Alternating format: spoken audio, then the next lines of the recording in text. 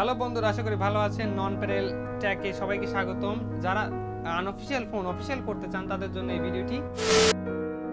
তো যাদের ফোনে এখনো বিটিআরসির পক্ষ থেকে কোনো অফিশিয়ালি রেজিস্ট্রেশনের কোনো এসএমএস যায়নি, তো তারা ভাবছেন যে আমার ফোন তো আনঅফিশিয়াল, তো আমি তো এখনো এসএমএস পাইনি, তো আমার ফোন তো বন্ধ হয়ে যাবে। তো চিন্তার কোনো কারণ নেই। বিটিআরসি আগেই অফিশিয়ালি ভাবে বলে দিয়েছিল যে যারা আনঅফিশিয়াল ফোন অলরেডি কিনে ফেলেছে তাদের ফোন অফিশিয়ালি করে দেওয়া হবে অটোমেটিক্যালি। তাদের এসএমএস দিতে হয়তো দেরি হচ্ছে, কিন্তু তারা অফিশিয়ালি করে দিয়েছে 1 তারিখ হতে, সেটা আপনারা সেবা অলরেডি পাচ্ছেন। তো প্রশ্ন হলো, যারা 1 তারিখ বা 1 তারিখের পরে আনঅফিশিয়াল ফোন কিনবেন বা গতদিন কিনে ফেলেছেন, তো তারা কি করবেন? বা বিদেশ থেকে যে ফোনটা আপনি নিয়ে আসবেন দেশে, বা আপনার আত্মীয়রা আপনাকে কোনো বিদেশি ফোন গিফট করবে, তো তারা অফিশিয়াল করবেন কিভাবে, বা কিভাবে এই আনঅফিশিয়াল ফোনটি আপনি অফিশিয়ালের অন্তর্ভুক্ত করবেন? তো বিটিআরসি এদের জন্য কিছু রুলস এন্ড রেগুলেশন তৈরি করেছে, যেটা ব্যবহার করে আপনি বিটিআরসির অন্তর্ভুক্ত হতে পারেন। তো 1 তারিখের পর থেকে কিনা ফোনগুলো অফিশিয়াল করার সেরকম কোনো নির্দেশনা নেই, কিন্তু বিদেশ থেকে আনা ফোন রেজিস্ট্রেশন করার কিছু পদ্ধতি আছে। সেটা যাওয়ার আগে আমরা 1 তারিখের পরে যে ফোনগুলো আসবে বা যেগুলো কিনবে আনঅফিশিয়াল ফোন, সেইগুলো সম্পর্কে কিছু বলতে চাই। তো 1 তারিখের পরে যে ফোনগুলো আপনারা কিনবেন, তো সেগুলো 3 মাস অন্তর চলবে, কোনো সমস্যা হবে না। কিন্তু 3 মাস পরে এটা নেটওয়ার্কের অন্তর্ভুক্ত আর থাকবে না। তো এটা অফিশিয়াল করার নির্দেশনা 3 মাস পর বিটিআরসি দিয়ে দিবে। সেটা আপনারা হতে পারে ট্যাক্স দিয়ে বা অটোমেটিক্যালি, তো সেটা পরে জানা যাবে। কিন্তু বিদেশি ফোনগুলো অফিশিয়ালি করতে পারেন যে কোনো মুহূর্তে, একদম ফ্রিতে। তো প্রথমেই আপনাকে যেতে হবে বিটিআরসির ওয়েবসাইটে। চলেন দেখা যাক। বিটিআরসির অফিশিয়াল ওয়েবসাইটে আমরা চলে এসেছি। এখানে আপনাদেরকে প্রথমে একটা রেজিস্ট্রেশন করতে হবে, লগ ইন অথবা রেজিস্ট্রেশন। তো আমরা রেজিস্ট্রেশন করব। রেজিস্ট্রেশন করতে প্রথমে আপনাকে একটা নাম লিখতে হবে। মাহফুজ আলম আমি লিখছি।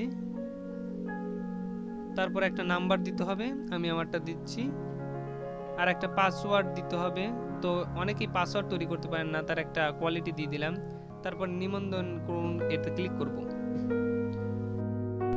তো লগ ইনে ক্লিক করলে তো একটা এসএমএস আসবে যে সাকসেসফুলি সাইন আপ। তো এখানে একটা মোবাইলের ভেরিফিকেশন কোড আসবে, সেটা আমাদের দিতে হবে। আমি আবারও বলছি যে এটা রেজিস্ট্রেশন শুধু বিদেশি ফোন যেগুলোর ভ্যালিড ডকুমেন্ট রয়েছে।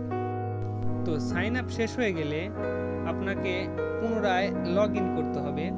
লগ ইন করতে এখানে যে নাম্বার দিয়ে আপনি লগ ইন করেছেন সেই নাম্বারটা এবং পাসওয়ার্ড দিয়ে লগ ইন করে নেবেন। তো রেজিস্ট্রেশন হয়ে গেলে এরকম একটা সারফেস দেখাবে। এখানে আপনি আপনার মোবাইলের আইএমইআই যাচাই করতে পারেন।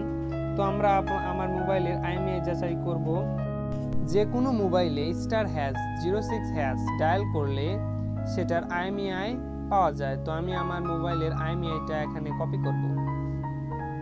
তো আইএমইআই দেওয়া হলে আমরা যাচাই ক্লিক করব। যাচাই ক্লিক করার পরে আপনার কাছে এখানে একটা নিচ দিয়ে এসএমএস যাবে যে হ্যান্ডসেটটি আইএমইআই নম্বর বিটিআরসির ডিভাইসে পাওয়া গেছে কি পাওয়া যায়নি।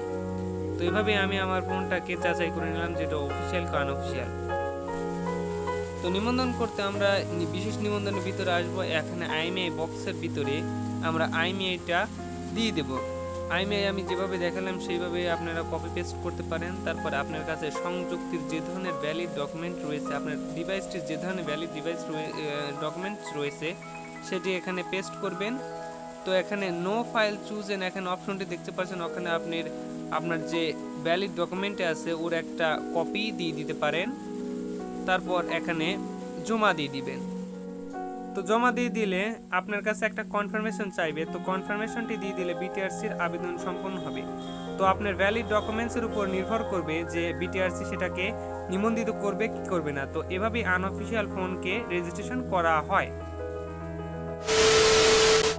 তো ভিডিওটি ভালো লাগলে লাইক করবেন। এই ধরনের ভিডিও আরও দেখতে চাইলে চ্যানেলকে সাবস্ক্রাইব করবেন এবং বেল আইকনটি বাজিয়ে যাবেন। ধন্যবাদ।